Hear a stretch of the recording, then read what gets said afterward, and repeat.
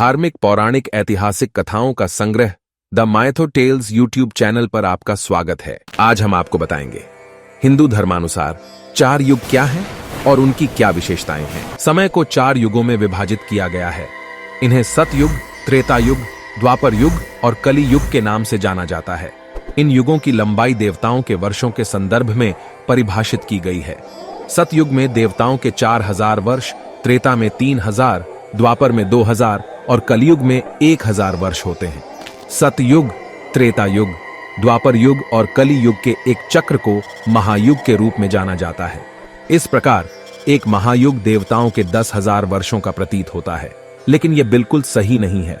किन्हीं 2 युगों के बीच का अंतराल काल होता है, जिसे संध्यांश कहा जाता है। उदाहरण के लिए सतयुग का संध्यांश 400 वर्ष, त्रेता युग का 300 वर्ष, द्वापर युग का 200 वर्ष और कलयुग का 100 वर्ष है। एक बार जब कोई संध्यांश जोड़ देता है तो एक महायुग देवताओं के 12,000 वर्षों तक जुड़ जाता है। 71 युगों से थोड़ा अधिक एक मनवंतर बनता है। ऐसे 14 मनवंतर एक कल्प होते हैं। ब्रह्मा के लिए एक कल्प मात्र एक दिन है। ब्रह्मा के दिन के अंत में ब्रह्मांड नष्ट हो जाता है। जब ब्रह्मा के लिए एक नया दिन आता है तो इसे नए सिरे से बनाया जाता है। युगों की विशेषताएं, जैसे जैसे कोई सतयुग से कलयुग की ओर बढ़ता है, धर्म की शक्ति कम हो जाती है और बुराई की जीत होने लगती है। त्रेता युग में लोग धर्मात्मा थे।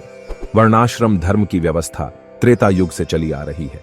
इसे 4 वर्णों, वर्गों और 4 आश्रमों, जीवन के चरणों के सिद्धांत में दर्शाया गया है। 4 वर्ण हैं: ब्राह्मण, क्षत्रिय, वैश्य और शूद्र। प्रत्येक वर्ग का अपना उचित स्थान होता है।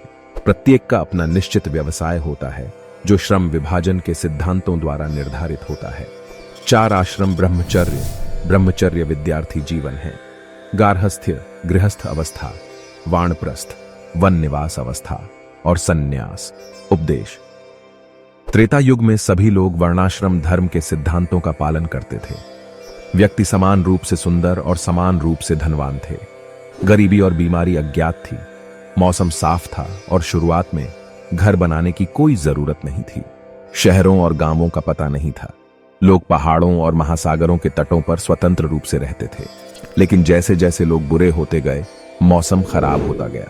घर इसलिए बनाने पड़े ताकि लोगों को गर्मी और सर्दी से बचाया जा सके। शहरों और गांवों की योजना बनाई गई और उनका निर्माण किया गया। द्वापर युग में बुराई और भी अधिक प्रचलित हो गई। कुछ मामलों में व्यक्तियों ने वह आचरण करना शुरू कर दिया जो वर्णाश्रम धर्म के आदेशों के विरुद्ध था। मनुष्यों को सही रास्ते पर वापस लाने के लिए पवित्र वेदों के ज्ञान को मनुष्यों के बीच प्रसारित करना पड़ा। इसके लिए वेद व्यास ने वेदों को 4 भागों में विभाजित किया। द्वापर युग में कई अन्य शास्त्रों की भी रचना की गई थी। इनमें आयुर्वेद, चिकित्सा, ज्योतिष, खगोल विज्ञान और अर्थशास्त्र शामिल हैं। नफरत, ईर्ष्या, युद्ध और अन्य बुराइयां सबसे पहले द्वापर युग में उत्पन्न हुई। विवाह करते समय व्यक्ति अपने अपने वर्ग में नहीं बंधे रहे और संकर नस्लें पैदा होने लगीं। लेकिन धार्मिकता के कुछ अवशेष अभी भी पाए जा सकते हैं, जिससे औसत जीवन प्रत्याशा 2000 साल हो गई। चारों युगों में कलयुग सबसे बुरा युग है। चोरी, घृणा, झूठ, धोखाधड़ी और अहंकार आदर्श बन गए हैं। ऐसी बुराइयों के स्वाभाविक परिणाम के रूप में सूखा और अकाल बार बार आते हैं। यहां तक कि ब्राह्मण भी भटक जाते हैं। वे न वेद पढ़ते हैं न यज्ञ करते हैं। ब्राह्मण इतने पतित हो गए कि शूद्रों से मिल गए। क्या इससे अधिक हास्यास्पद किसी चीज की कल्पना की जा सकती है? शूद्र भी वेदों का अध्ययन करने लगते हैं। बुराई का प्रभाव सदैव होता है। रोग उग्र हो जाते हैं और जीवन प्रत्याशा कम हो जाती है। हम उम्मीद करते हैं कि आपको यह प्रस्तुति अच्छी लगी होगी। यदि अच्छी लगी है तो वीडियो को लाइक अवश्य करें। ऐसी ही रोचक धार्मिक जानकारियों के लिए चैनल को सब्सक्राइब जरूर करें। धन्यवाद।